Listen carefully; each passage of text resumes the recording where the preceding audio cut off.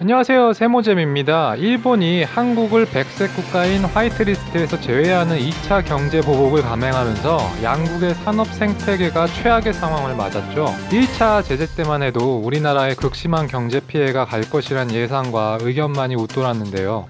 하지만 우리나라 국민들이 생각보다 더 똘똘 뭉친 결과 일본 관광 산업들이 기대 이상의 타격을 받고 있습니다. 또한 일본 정치계와 달리 일본 기업들은 삼성전자를 등지고 버틸 기업이 있나 하며 걱정이 이만저만이 아니라고 하는데 자세히 한번 알아보도록 하겠습니다.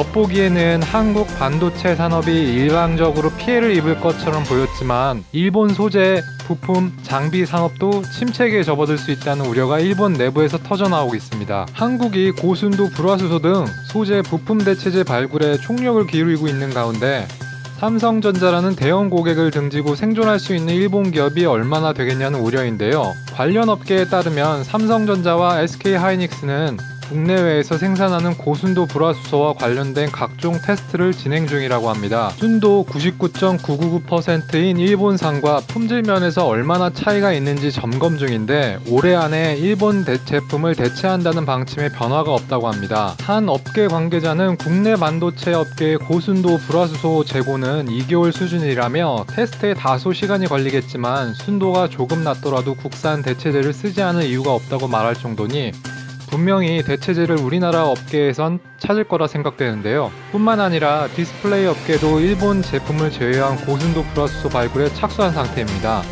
LG 디스플레이 또한 일본산 이외의 에칭가스 테스트에 이미 착수한 상태라고 밝혔는데요. 그렇다면 일본 기업들이 이토록 걱정하는 이유는 무엇일까요?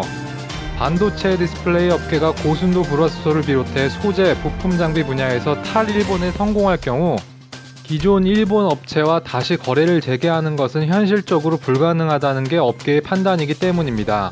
최첨단 공정 특성상 소재를 바꿀 때마다 거쳐야 하는 테스트 기간이 짧게는 2개월에서 길게는 6개월 이상 걸리기 때문이죠. 한국무역협회에 따르면 올 들어 지난 5월까지 일본산 고순도 불화수소 한국 수출 비중은 85.9%에 달한다고 합니다. 사실상 생산하는 족족 한국에 판매했던 셈이죠.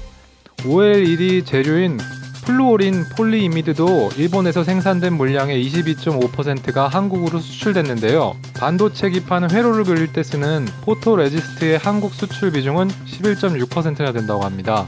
재계 관계자들은 장기적으로 일본은 한국이 소재 부품 대체재를 확보하는 것 이상으로 다른 수요처를 찾아야 하는 상황이라며 반도체 업황이 둔화되는 가운데 SK하이닉스와 삼성전자만한 고객을 찾기란 불가능에 가깝다고 말하고 있습니다. 일본의 니혼게이자이 신문도 일본 정부의 2차 경제 보복 발표 직후 반도체 소재의 한국 수출이 늦어지면 일본 기업들이 피해를 볼 것이라고 지적했는데요. 일본 고순도 불화수소와 반도체 장비 제조사 관계자들도 같은 날 아사히 신문에 어느 정도 영향을 받을지 가늠하기 힘들다고 이야기하며 한국의 반도체 생산이 늦어지면 우리도 영향을 받을 수밖에 없다고 우려하는 목소리를 냈습니다. 그렇다면 일본과 한국을 제외한 국제적인 의견은 어떨까요? 국제사회 또한 일본의 무리수를 지적하는 목소리가 큰데요. 국제신용평가사 피치는 최근 보고서에서 장기적으로 일본 업체들이 손해를 볼 것이라고 전망했다고 합니다. 국제신용평가사 피치는 한국 업체들은 일본산 소재를 대신할 대체 공급자를 찾을 것이라며 일본 수출업자들이 잃을 게 더 많다고 전망을 내놨습니다. 한국과 일본의 가슴 아픈 역사 이후에 또 다른 전쟁이라는 이야기가 많은데요. 이번에 대한민국의 발전된 저력이 뭔지 제대로 보여주면 좋겠습니다. 시청해주셔서 감사드립니다. 좋아요와 구독은 큰 힘이 됩니다. 감사합니다.